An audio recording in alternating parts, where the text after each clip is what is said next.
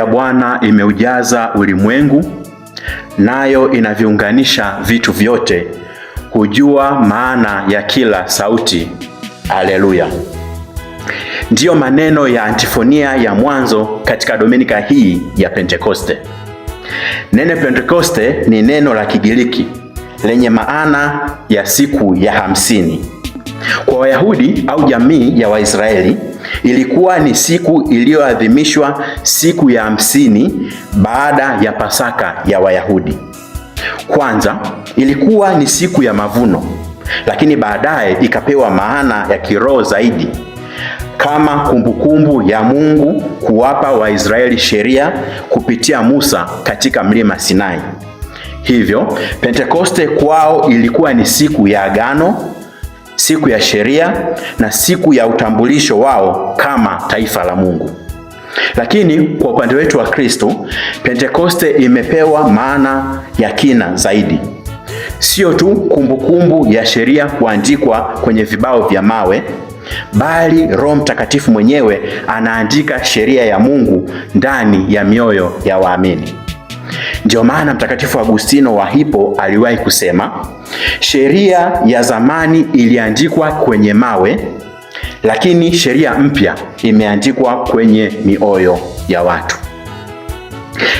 Ni muhimu pia kuelewa kwamba Pentekoste si siku ambayo kanisa lilizaliwa kama wengi wanavyofikiria. Kanisa lilikuwa tayari limeanza kwa kupitia mafundisho ya Kristo, wito wa mitume, na hasa katika fumbo la Pasaka, fumbo la mateso, kifo na ufufuko wa Yesu. Baada ya ufufuko wake, Yesu tayari alikuwa ameshakusanya wanafunzi wake kama jumuiya ya waamini. Hata hivyo, Pentekoste ndiyo siku ambayo utume wa kimishonari wa kanisa ulipokea nguvu mpya na kuanza rasmi. Ndiyo siku ambayo mitume walipewa ujasiri wa kutoka nje na kwenda kuihubiri Injili kwa mataifa yote, wakitimiza lile agizo la Kristo lisemalo, basi enendeni mkawafanye wote kuwa wanafunzi wangu. Rejea Injili ya Mathayo sura 28 aya 18 mpaka ya 19. Kabla ya Pentekoste, wanafunzi walikuwa wamejifungia ndani kwa hofu. Lakini baada ya Pentekoste wanakuwa mashahidi jasiri wa Kristo. Hivyo mimi na wewe tumefikiwa na Ukristo huu kutokana na ile nguvu ya Roho Mtakatifu kutoka kwenye ile siku ya Pentekoste. Ujio wa Roho Mtakatifu siku ya Pentekoste ni utimilifu wa ile ahadi ya Yesu kwa wanafunzi wake kwamba hata waacha yatima, bali angemtuma msaidizi, yaani Roho Mtakatifu, ambaye angewafundisha, angewaimarisha na kuwaongoza katika ukweli wote. Na katika Dominika hii ambapo tunafunga rasmi kipindi cha Pasaka, ujumbe ni kwamba Mungu bado anamimina Roho Mtakatifu juu ya watu wake ili kuwaponya, kuwahuisha na kulituma kanisa kwenda kuangaza ulimwengu. Somo la kwanza litatoka kitabu cha Matendo ya Mitume sura ya 2 aya ya 1 mpaka ya 11. Na katika somo hili tunalikuta kanisa la mwanzo likiwa limejifungia ndani kwa hofu. Wanafunzi walikuwa wamekata tamaa baada ya mateso na kifo cha Yesu. Lakini ghafla siku ya 50 ilipofika, upepo mkali ukasikika, ndimi za moto zikawashukia, nao wakajazwa Roho Mtakatifu. Wale waliokuwa waoga wakageuka kuwa mashahidi jasiri. Petro aliyemkana Yesu mbele ya kijakazi sasa anasimama hadharani kumhubiri Kristo mbele ya maelfu ya watu. Na jambo la kushangaza ni kwamba watu kutoka mataifa mbalimbali waliokuwa wamekusanyika wakiwasikia mitume wakizungumza kwa lugha zao wenyewe. Hii ni ishara kwamba Roho Mtakatifu huleta umoja, si mgawanyiko. Dhambi kutenganisha, lakini Roho Mtakatifu kuunganisha. Tunaishi katika zama zenye migawanyiko mingi. Migawanyiko katika familia, migawanyiko katika jumuiya, migawanyiko katika taifa, migawanyiko katika kanisa la Mungu. Mara nyingi tunaomba sana, lakini mioyo yetu imejaa hasira, visasi na hata viburi. Hapo Roho Mtakatifu anakosa nafasi ya kufanya kazi ndani yetu. Wapendwa, Dominika hii ya Pentekoste si adhimisho la nje tu, ni mabadiliko ya ndani.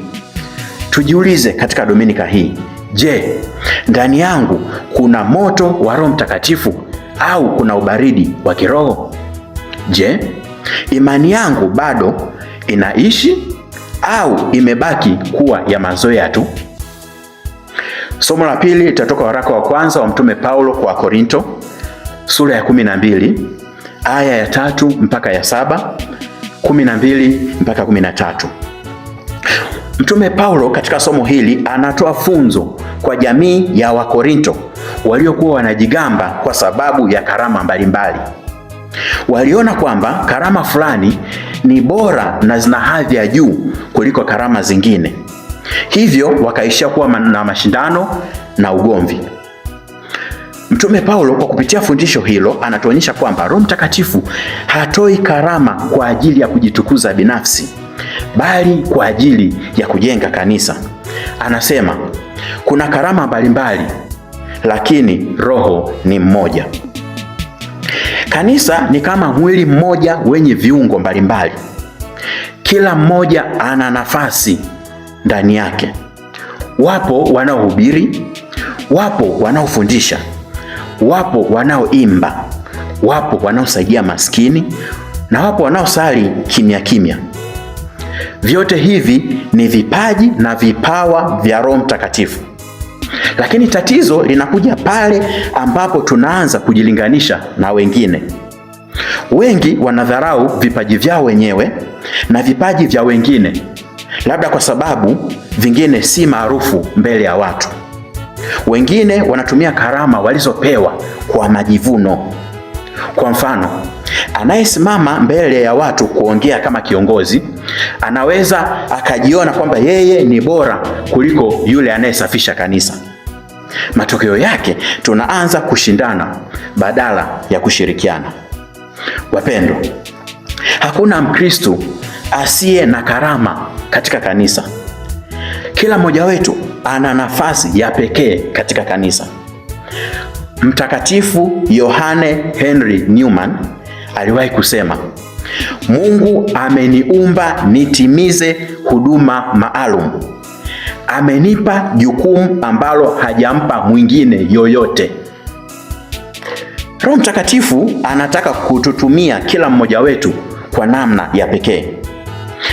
Kila mmoja ajiulize, je, ninatumia karama alizonipa Mungu kwa ajili ya wengine au kwa ajili ya faida yangu binafsi? Je, uwepo wangu katika familia, katika jumuiya na katika kanisa unajenga au unabomoa?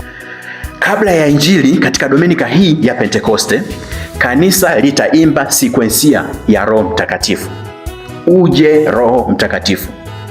Sekwensia ni wimbo maalum wa kiliturujia unaoimbwa kabla ya Injili katika sherehe mbalimbali za kanisa kama vile Pasaka, Pentekoste, Mama Maria mama wa mateso na sherehe ya mwili na damu ya Yesu Kristo.